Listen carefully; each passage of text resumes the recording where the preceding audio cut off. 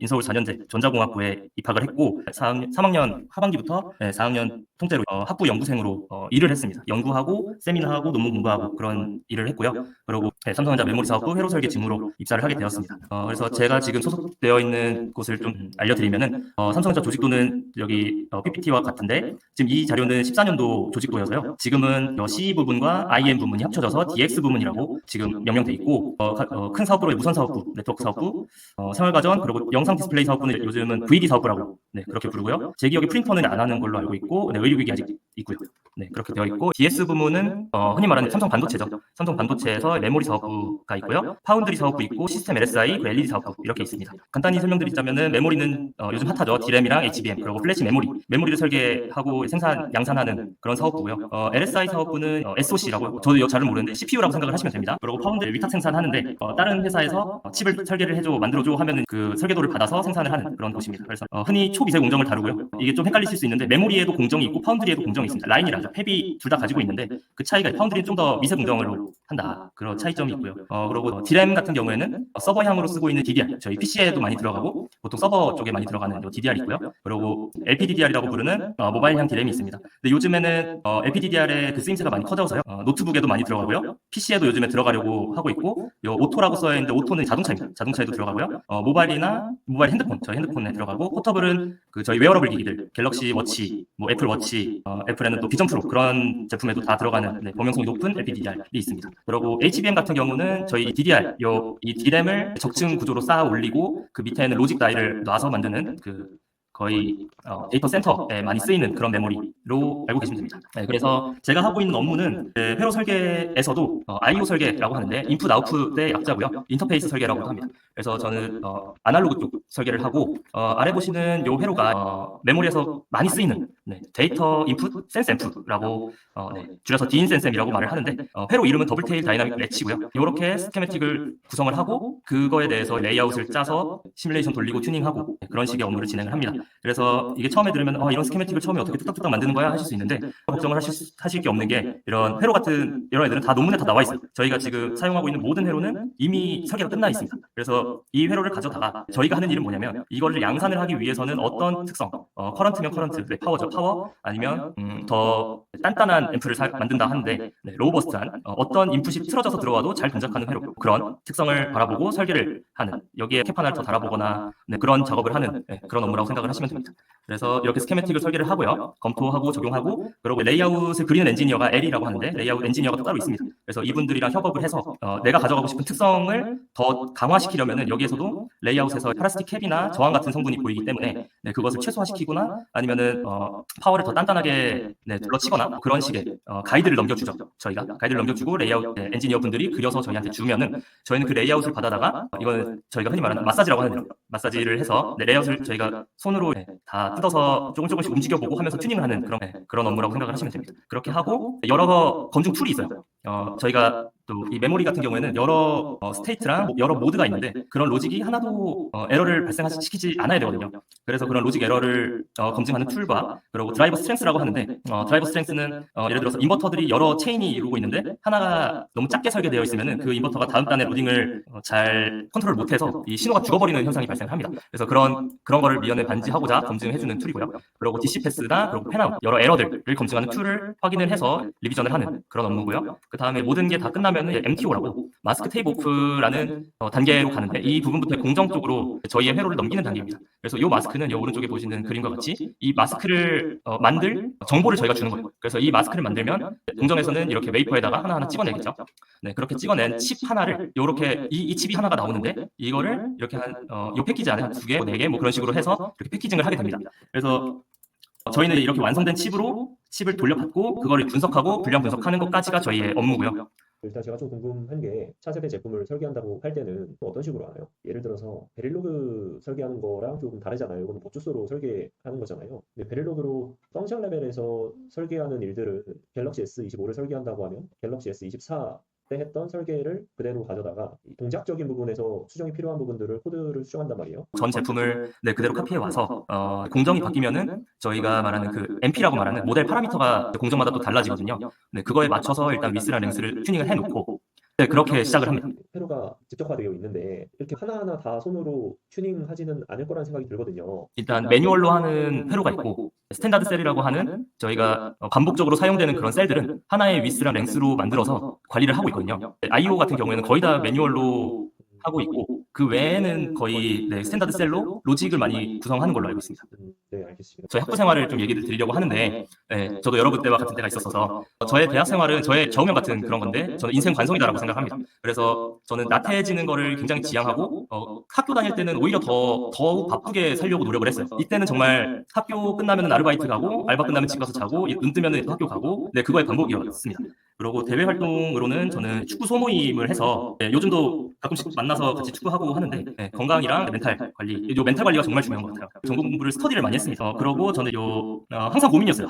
학사로 졸업을 해서 취업을 할 것인가 아니면은 대학원을 갈 것인가에 대해서 많이 고민을 했는데 네, 그 고민을 좀 해결해 준 게 학부 연구생입니다. 말 그대로 연구를 하고 논문 세미나를 하고 네, 그래서 교수님과 또 1대1로 막 네, 많이 얘기도 하고 그래서 학부 그 이상의 지식과 경험을 쌓을 수 있었던 값진 경험이었다라고 생각을 합니다. 그리고 저는 또 여러 기업에 도전을 많이 했습니다. 네, 순서대로 현대자동차의 연구장학생이라고 있는데 이거는 많이들 신청하니까 여러분들도 한번 네, 눈여겨서 보시고요. 저는 면접까지 가긴 했는데 면접에서 탈락을 했습니다. 삼성전자의 앞서 말했던 DX 부분의 무선 사업부 여기에 인턴을 지원을 했었는데 여기 면접까지 갔는데 네, 면접에서 떨어졌어요. 그리고 LX 세미콘이라는 반도체 회사도 넣었었는데 이때는 제가 자소서를 잘 못 썼나 봐요. 그래서 서류를 탈락했고요. 그래서 요 세 가지에 그렇게 많이 쓴 편은 아니긴 한데 이렇게 탈락했던 경험으로 좀 많이 가다듬고 해서 하이닉스랑 삼성전자 둘 다 회로 설계 직무로 합격을 했고요. 삼성전자에서 지금 다니고 있습니다. 마지막으로 Q&A 받고 마무리하도록 하겠습니다. 멘토님 하시는 일이 IO 설계하는 거라고 말씀해 주셨는데 맞나요? 네, 그게 삼성전자 잡 디스크립션에도 보면 IO 설계라고 이렇게 키워드가 있던데 뭐 하는 건지 좀 자세하게 알 수 있을까요? 지금 화면에 보시면은 메모리가 이게 맞나? 맞는지 잘 모르겠는데 여기 왼쪽에 CPU라고 생각을 하시면 되고 SoC와 메모리는 통신을 해야 됩니다. 네. CPU에서 데이터를 줘서 이 메모리에서 저장을 해놨다가 CPU에서 아까 저장해놨던 거 다시 줘 하면 꺼내서 줘야 되거든요. 그래서 이 메모리 안에는 셀이라고 하는 그런 캡들이 있어요. 그래서 그 캡에다가 데이터를 저장하고 빼고 하는데 그 셀들을 찾아서 몇 번 셀에 데이터를 뭐를 저장하고 어떤 데이터를 저장하고 하는 그런 길목이 있을 거 아니에요. 그 길목을 설계하는 거라고 좀 추상적으로 말하면 그렇게 생각을 하시면 됩니다. I/O 파트가 왜 필요하냐면 CPU에서 신호를 메모리 쪽으로 보낼 때 그 채널을 통과를 하게 됩니다. 아마 3학년이면 채널이 뭔지를 아실 텐데 그 전송 선로죠. 전송 선로를 통과해서 넘어가는데 애가 로우 패스 필터의 특성을 가지고 있잖아요. 그래서 시그널이 많이 뭉개지고 왜곡되고 그 ISI라고 하는 인터심볼 인터피어런스 같은 그런 걸로 신호가 많이 죽어서 들어옵니다. 그래서 저희 I/O 파트는 그렇게 좀 안 좋게 들어온 신호를 안쪽에서 다 써먹을 수 있는 신호로 만들어주기 위해서 컨버팅하는 그런 회로를 설계한다라고 생각을 하시면 됩니다. 근데 이게 무선 통신이면 ISI라는 게 이해가 되는데 여기에서도 ISI가 발생을 하는 거예요? 네네. 그 데이터를 그냥 하나만 보내고 그런 게 아니라 막 8개 비트를 쪼르륵 보내거든요. 네. 그래서 그게 하나씩 그 한 비트 한 비트가 늘어지면은 그게 간섭을 일으키더라고요. 실제로 IO 설계를 위해서 멘토님이 컴퓨터 앞에서 앉아서 하는 거는 뭐예요? 전자 쪽이시면은 아마 피스파이스나 H스파이스 쪽을 돌려보셨을 건데요. 그거랑 완전 유사하다고 생각을 하시면 됩니다. 그거랑 완전 똑같고요. 그거에서 조금 더 가는 게 레이아웃이 있냐 없냐의 차이 정도라고 생각을 합니다. 그래서 학부 단계에서는 이 레이아웃을 많이 안 만져봐요. 저도 레이아웃이 뭔지 회사 와서 거의 알게 되었었는데 처음에 피스파이스나 H스파이스로 막 회로 그려가지고 심을 돌리던 거를 그대로 레이아웃으로 그려서 레이아웃으로 심을 돌린다라고 생각을 하시면 됩니다. 학점만 높다고 다 삼성전자 가고 대기업 가고 하는 건 아니잖아요. 지금 계속 떨어지는 사례도 되게 많고 그분들과 멘토님의 좀 차이는 어떤 거라고 생각하세요? 저는 제가 면접에서 제가 주로 얘기를 했던 게 요 축구 소모임이랑 또 아르바이트 얘기를 좀 많이 했고요. 학부 연구생 요 얘기를 좀 많이 했어요. 그래서 제가 생각을 했을 때는 취업에서 그 회사들이 원하는 인재상이 있을 건데 그 좀 공통적으로 원하는 인재상은 좀 이렇게 혼자 공부하고 성과 내고 그런 사람보다는 두루두루 잘 지내고 네, 그런 사회성이 있는 사람을 선호하는 것 같더라고요. 그래서 면접 볼 때도 살짝 팁인데 좀 이렇게 나는 굉장히 인싸다라고 이제 자기 암시를 하고 들어가면은 조금 말도 잘 되고 하더라고요. 방금 말씀하신 거 되게 공감이 가는 게 저도 항상 전공 역량만 있어서 능사는 아니다 이렇게 말씀드리거든요. 근데 네. 딱 지금 표현하신 단어 중에서 사회성이라는 게 지금 멘토님도 지금 축구 소모임도 그렇고 아르바이트도 그렇고 이런 거에서 충분히 길러진 게 면접에서 이미지로 드러나지 않았나 생각이 들거든요. 생각보다 중요하게 작용하는 것 같아요. 네, 맞습니다. 회사에서는 신입 교육이 탄탄하게 돼 있어요. 그래서 전공 역량 같은 경우에는 많이 알면은 물론 좋긴 하지만 그렇게 신경을 많이 쓰진 않습니다. 네. 기본적인 것만 알고 들어오시면 그러면 사실 학부연구생 경험이라는 게 꽤 강력하다고 생각은 드는데 그거 말고 대내외 활동의 이력들 한 줄 한 줄 적잖아요. 거기에는 그럼 어떤 것들 것들 적으셨어요? 졸업 작품에 캡스톤 했던 거, 그러고 저 아르바이트도 적었던 것 같고요. 직무 관련으로는 어떤 거 좀 있으셨어요? 요즘에는 회로 설계 쪽이면 아이덱 반도체 설계 교육 많이 듣곤 하거든요. 네, 그런 교육 안 들으셨나요? 아, 네. 제가 그 학부연구생 여것도 RF 쪽이고요. 그래서 반도체랑은 제가 좀 담을 쌓고 아, 살았어서 이게 쓸 게 없더라고요. 대외 활동으로는. 네네. 좀, 네, 그랬어요. 아마 이게 RF 하셨으면 아무래도 삼성전자 지원하실 때 시스템 LSI의 RF 개발팀도 있을 거고 아무래도 메모리랑 완전히 핏한가라고 했을 때는 좀 의문점이 들거든요. 그럼에도 불구하고 왜 메모리 회로 설계를 쓰셨고 면접에서 이것과 관련해서 일을 잘 할 수 있겠느냐라는 형태의 질문을 받은 적은 없나요? 일단 메모리 사업부는 제가 좀 미리 알아봤을 때 전망이 유망하고, 네, 그래서 메모리 사업부를 네, 지원을 했고요. 그리고 면접이나 그럴 때 그런 질문은 못 받아봤던 것 같아요. 그럼 면접에서 어떤 질문들 좀 받으셨어요? 저는 일단 인성 면접에서는 좀 친구 얘기가 많이 나왔었어요. 음, 아무래도 막 학점만 높고 그렇다 보니까 네, 대외 활동도 없고 그러니까 그냥 좀 대놓고 친구 맞냐 이런 식으로 물어보셨던 것 같았어요. 어, 그래서 저는 네, 친구 많다 대답하고 그런 식으로 좀 티키타카가 좀 잘 됐던 것 같아요. 네. 전공은 물론 학부연구생 이런 것들 물어봤겠죠. 학부연구생 얘기하면서 좀 역으로 좀 질문을 했던 건데 그 당시에는 캡손을 하고 있었으니까 그 프로젝트에 대해서 좀 이런 문제점이 지금 있는데 이런 식으로 풀어가려고 한다 이런 식으로 예, 주도적으로 좀 제가 따로 말한 게 있어요. 근데 이거는 좀 면접에서는 이게 그 면접관은 질문을 하는 사람이 질문을 받는 사람이 아니라고 저는 들었거든요. 그래서 이거는 좀 예, 좋은 예시는 아닌 것 같은데 예, 저는 면접 때 뭐 그런 대화를 했었어요. 면접 보시고 나서 좀 잘 봤다라고 생각이 드셨어요? 아니면은 잘 못 봤다 이런 생각이 좀 드셨어요? 저는 좀 질문들이 유한 편이었었던 것 같아서 네, 괜찮았던 것 같아요. 그 앞서서 좀 떨어졌던 면접들이 되게 날카롭거든요. 그 말하다가 말문이 막혀버리는 그런 게 되게 많아요. 면접에서 당황하고 하니까 앞에서 내가 했던 말이 오히려 나한테 좀 그 악수로 해가지고 다가오고 하니까 한마디 한마디를 되게 신중하게 하다 보니 말문이 막혀버리고 아무 말도 안 하게 되고 그런 게 있었는데, 예, 근데 이 면접 때는 그런 게 없었어서 예, 괜찮았습니다. 학점은 조금 있으시고 학부연구생 경험은 있으셨지만 말씀하신 대로 직무 관련 대외 활동이 없잖아요. 그거에 대해서 취업 준비하실 때 조금 불리하다 이런 걸 좀 느끼셨나요?